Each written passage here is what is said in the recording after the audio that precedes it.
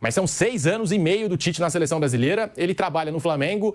E, como disse o Bruno Prado, é outra realidade, exige mais do técnico, né, esse dia a dia do clube. E o Tite ficou, digamos assim, um pouco assustado com a mudança até, né? Antes da seleção, quando ele treinava o Corinthians, 6 anos e meio depois, ele acha que muitas coisas mudaram no dia a dia de um técnico no futebol brasileiro, treinando um clube. E agora está aí, retornando aos trabalhos para trabalhar no Cruzeiro. Mauro César, Tite no Cruzeiro. Muito boa tarde, bem-vindo ao Bate Pronto, Mauro. Essa expressão trabalhar no Cruzeiro já deu encrenca, hein? É verdade. Deu processo. Alô, Dudu.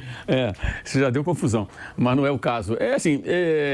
Acho curioso, assim, como se contrata sem nenhum critério com relação ao perfil de técnico, né? Os técnicos são contratados geralmente pela grife, não importa se é SAF ou o que seja, né? E nada contra o Tite, pelo contrário, mas, assim, nem se procura. Qual técnico que tem uma semelhança de estilo de trabalho com o Leonardo Jardim? Para a gente prosseguir aqui e dar uma sequência, né? Ao que foi feito, foi um trabalho bem feito esse ano. Não, vamos com o Tite, que ele está disponível e tal. É uma outra forma de trabalhar. Eu acho que o Tite ele deveria voltar, já falei isso outras vezes. Acho que o Tite precisava de uma repaginada, em geral, sério. Contratar profissionais que pudessem auxiliá-lo nisso. A imagem é muito importante, a imagem do Tite é muito desgastada. Aquela pegada, sabe, aquela manga comprida, sabe? Aquela blusa abotoada aqui em cima, aquele cabelo sempre igual e tal. É uma imagem desgastada, sério. Porque foi a imagem de 2 Copas do Mundo que o Brasil não foi bem. No Flamengo ele não correspondeu às expectativas. Então, mesmo que não é Flamengo, viu que, o Tite não conseguiu ganhar nada com esse time. Olha o Felipe Luiz. Isso diz o torcedor do outro time, quando pensa no Tite. O torcedor de qualquer time brasileiro, que não é torcedor do Flamengo, quando você aí o Tite fala, cara, o cara vai pensando, porque não ganhou nada com esses caras, olha o Felipe Luiz, que nunca foi técnico, entrou numa base, tá ganhando um monte de coisa e tal. Então, ele está realmente desgastado. Eu acho que uma mudança, até visual, no linguajar, acho fundamental, se comunicar melhor, aquela terminologia que as pessoas não entendem, a comunicação é importante. Eu acho que isso faria bem para ele, sabe? Ao invés de aparecer aquela camisa, mete uma camisa polo, sabe? Um tênis, uma calça jeans, uma roupa diferente, um agasalho do clube. Mudar um pouco, sabe? Um Tite diferente. E também uma forma de trabalhar. Ele tem que trazer alguns elementos novos para o seu jogo. Eu acho que isso é importante. Se comunicar melhor na coletiva. Deixar de lado aqueles termos rebuscados que ninguém entende. Aquilo é um dialeto. Eu acho até meio bobo, esse dialeto tatiquês, essa coisa. Né? Os externos, não sei o quê. Não, fala os pontas e tal. Assim, cara, desde o executivo da multinacional ao porteiro do edifício, o estudante de 12 anos, todo mundo entende. Sabe? O homem de 85 anos também entende. Melhorar a comunicação, se apresentar de uma outra forma, mostrar assim, eu sou um Tite diferente. E, mais importante, no campo. Se ele conseguir fazer com que esse Cruzeiro tenha uma sequência de trabalho dentro do que o Leonardo Jardim deixou, que é longe de terra arrasada, aprimorando o trabalho desse técnico, mas sem abandonar aquilo que ele vai herdar, que tem coisa boa ali, eu acho que ele pode ter uma bela temporada no Cruzeiro. E aquela coisa, né? Ele está voltando a trabalhar, e imagino eu, que não seja por necessidade financeira, e sim porque ele quer trabalhar. Técnicos como ele são caras bem-sucedidos, já ganharam bastante dinheiro, está com 64 anos, e imagino que se ele quisesse ficar só curtindo a vida, ele poderia. Então ele está voltando porque quer.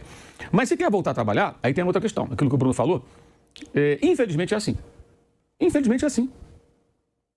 Pessoas no estágio da vida do Tite, imagino que por merecimento dele, pudesse ter falado, não quero mais. Chega, né? Quiser falar de futebol, de vez em quando alguém chama para comentar lá, participar de um programa, vem aqui bater um papo com a gente, vai na televisão, ele vai sempre poder aparecer falando de futebol. Quiser assistir futebol, vai lá e assiste aqui na Europa, onde ele quiser. Então, se ele volta, é porque ele ainda se sente capaz, ainda se sente com vigor bastante para trabalhar. Mas aí ele tem que entender o seguinte, a cobrança em cima de um técnico de sucesso como ele foi no Corinthians, e que passou por 2 Copas do Mundo, depois pelo elenco mais caro da América do Sul, ela é muito grande. A expectativa em cima dele é muito grande. E o Cruzeiro tem grande expectativa porque tem lá um dono que é rico e que fica contratando um jogador bom. E deve contratar outros, eu imagino. Né? Agora até que com o perfil que ele vai pedir, creio eu. E com isso ele vai ser muito cobrado. Né? Mas tem que estar pronto para isso, para toda essa frenesia, essa loucura, essa gente maluca. O Felipe Luiz, que a gente citou agora há pouco, era chamado há poucos dias de estagiário por uns babacas torcedores do Flamengo. E ainda estão lá, hein? Se você cavucar nas profundezas da rede social, nos comentários, nos canais do YouTube, você encontra. Amanhã, para um time como o Paris Saint-Germain, vai ter um ou outro que vai... Sim, tem gente reclamando disso, tem que reclamar. Porque escalou o Lino, não Cebolinha, o Ayrton Lucas que entrou. Mas como se fosse assim, uma verdade absoluta. Se fulano jogasse, Beltrano não jogasse, o mundo mudaria. Então, tem que lidar com isso. Infelizmente é assim. A gente vive num mundo muito maluco, as redes sociais são insuportáveis. Então, saber lidar com isso, manter distância, acho que é importante. O Tite é um cara competente, acho ele um cara competente, é um cara extremamente educado, um cara muito cortês. Até gosto dele, simpatizo muito com ele, acho uma boa pessoa. Torço para o sucesso dele, mas acho que ele tem que estar bem preparado. E acho que ele deveria mudar um pouco, sabe? Mudar um pouco, assim, em geral. Tá vendo ali, ó? Paletó, gravata. Imagina, chega no Cruzeiro, chega com uma camisa polo, azul, para agradar já a torcida. Sabe qual é? Já muda o cabelo, bota o óculos escuro, Renato Gaúcho, pede ao Renato uma dica de um óculos. O Renato é especialista em óculos escuros, mete o óculos escuro, o solzão em Belo Horizonte, ele chega de óculos escuros, tipo. Pô, eu concordo, assim mudar o espírito, sabe? Ser uma outra pessoa. Nilson César disse que é milonga esse negócio do Titês, né? Que é milonga, pode até pedir umas dicas. Talvez. O Nilson César, por exemplo, ele dá dicas a ele de boné. Boina. Regata. Puro e regata. Regata no sujeito. Roupa de basquete. Roupa de basquete também. Regata aí, eu acho que o Pedrinho pode Pode dar uma dica pro... Não, aí não, regata não. E o Nilson, o que é que na Jovem Pan falou pro Tite, né, naquela vez lá? Ó, não vai se preocupar com a Bélgica não, hein? E aí depois a Bélgica... No Brasil. Essa aí é a dica do amigo da onça, né? Essa aí já foi outra dica. Mas falando em visual e falando em a maneira de se comunicar, pode pedir uma dica lá pro Nilson César, não tem problema. E o Tite... O Vampeta, saiu a informação nos últimos dias de que o Pedrinho está querendo investir pesado no Cruzeiro em contratações e reforços para a próxima temporada. É uma vantagem, né, para o técnico, o Tite super experiente, começar uma temporada com o Cruzeiro. Isso tudo, não vamos esquecer também aquelas entrevistas. Eu falei ontem aqui, né? Se o Tite for mesmo assinar bem o Cruzeiro, aquela brincadeira que é um Pedrinho, né? Torcedor e proprietário do clube. Agora ele tá vendo que ele é torcedor, proprietário, mas não se mete muito com aquela apresentação do Gabigol, mano. Ele aqui. Tem essa bucha ainda também aí, viu? Que o Gabigol tem contrato até 2028. 2028. Ele vai fazer alguns, deve fazer, né? Porque tem dinheiro lá. É um clube que voltou à Libertadores. Né? A sua torcida estava esperançosa em conquistar pelo menos um título importante no ano, no caso, a Copa do Brasil. Deu uma arrancada boa do brasileiro, terminou entre os 3 primeiros. Né? Falei que não perdeu nem pro campeão, nem pro vice. Então deve enxergar alguma coisa. Agora, assim. O Tite, né, ele volta depois de um tempo, vai ter que fazer uma nova comissão técnica, né, o Bruno falou aí. Eu não sei quem vai ser o preparador físico dele, o Fábio, o menino deve voltar com ele. Por enquanto está no Santos, né, mas pode de repente resgatar esses caras tudo aí. E logo, já daqui a 2 semanas já é janeiro, cara. O estadual começa, o brasileiro vai estar ali, vai ter partida, vai ter Libertadores, já sabe o calendário todo, Copa do Brasil. É uma chance boa para ele voltar e ver o que vai fazer, né. E essa combinação Tite-Gabigol, hein? Não, e o estilo que o Maldo fala, eu não pego nem com o Renato Gaúcho. Eu gosto de ver, sabe o quê? O Arteta, o Guardiola, velho. O próprio corpo, quando a beira do campo, assim, o modo de se vestir é mesmo, é da hora. O Guardiola é uma elegância só, né? Ele com o agasalho do clube, esse agasalho, impecável, o próprio Arteta, né? Do Arsenal. Mudar, eu também concordo. E essa combinação, Tite e Gabigol, que você disse, pelo que o Gabigol ganha no Cruzeiro, o Santos está interessado, mas pelo que ele ganha, é difícil abrir mão desse contrato. Só que vai ter que trabalhar com o Tite. Eu falei há anos atrás, lembra que eu falei? Que a gente falou dele na seleção. Informação sua aqui no programa. O Modo Bet me deu, o Modo Bet votou, eu falei. O Modo Bet falou que não podia falar. Aí eu falei, esse Modo falou assim, eu te contou um negócio, mas você não pode falar. Ele não me falou nada, programa de informação. Aí eu dei a informação, né? E, pra ver que não era brincadeira minha, você viu a apresentação do Gabigol há menos de um ano, né? Um ano atrás. Não, perdeu um ano. Perdeu um ano lá. Não, ó, perdeu dando sorriso. Pois ele viu como é bancar 2 pau, 2,5 pau, 1.700.000, não tem nenhum funcionário que ganha isso no supermercado. Agora ele viu como é bom. E agora o Tite pode voltar a trabalhar com o Gabigol. É difícil, a gente está falando de um contrato até 2028. Muita grana. Se ele recebe ali algo na casa dos 2 milhões... Aqui no programa a gente fez um cálculo em cima, arredondando para cima, 80 milhões. 80 milhões. E aí, como é difícil abrir mão disso aí, né? Só que tem o Tite aí agora no caminho do Gabigol. Ele não gosta, não tem ali uma certa simpatia, né, pelo Tite, já deixou claro isso publicamente. Na entrevista que mostramos ontem, que está viralizando aí nas redes sociais, da apresentação do Gabigol com o Pedro Lourenço, que o Pedro Lourenço diz, né? Ele disse que... Ali ele estava torcedorzão, todo feliz, o cara aí e tal. Ele não viria. Agora ele está com o discurso, né? Você vê que ele não aparece mais dando entrevista, nada, quietinho. E aí é uma prova. Vai aprendendo. E o Vamp fez parte muito disso e faz hoje, mesmo sem ser atleta, né? Do mercado da bola ali. Não é um universo tão grande, né? Nos times de elite ali. Então, a chance de você voltar a trabalhar com alguém que você já trabalhou, ela é muito grande. Então é melhor, publicamente, você vai ter desavença, vai ter problema, você não vai ser amigo de todo mundo. Mas assim, publicamente é melhor deixar quieto, né? E conversa depois. O Vamp conta isso quando o Filipão foi pra seleção, tinha aquela rivalidade Palmeiras-Corinthians. Se encontra, o mundo se encontra. Depois, você falou, na primeira lista não tava nem você, nem Edilson, nem ninguém de Corinthians. Depois voltou. Depois foi todo mundo campeão do mundo junto, né? Então, você vai encontrar. A chance de você encontrar... Bruno, e nos jogos do dia a dia, a gente fala que sempre lei do ex, né? Todo mundo já passou em algum lugar. Se você está em time grande, você vai ficar rodando ali em poucos times, não são os treinadores também. Então, a chance de você encontrar de novo alguém que você já trabalhou lá atrás, aí nem teve um problema na época, mas são amigos, no geral, o Diniz e o Tietê. Estão no Vasco de novo. Teve aquele negócio São aqui. Paulo lá, do Diniz, falando, perninha, mascaradinha. Então, junto de novo aí, pô. E até onde você sabe, tá tudo bem. Você vai encontrar. Então, é melhor publicamente. Já teve uma briga, uma discussão. Deixa quieto, daqui a pouco você vai encontrar lá no... Você viu o Guilherme, que estava no Santos, estava no Fortaleza, ele teve uma rusgazinha com o Voivoda. Ele saiu, veio pro Santos, onde o Voivoda tá? Agora ele foi embora. Agora o Guilherme tá indo pros Estados Unidos. É foda. E foi o Guilherme que fez o gol do Fortaleza contra o Santos na Vila, que o Santos caiu.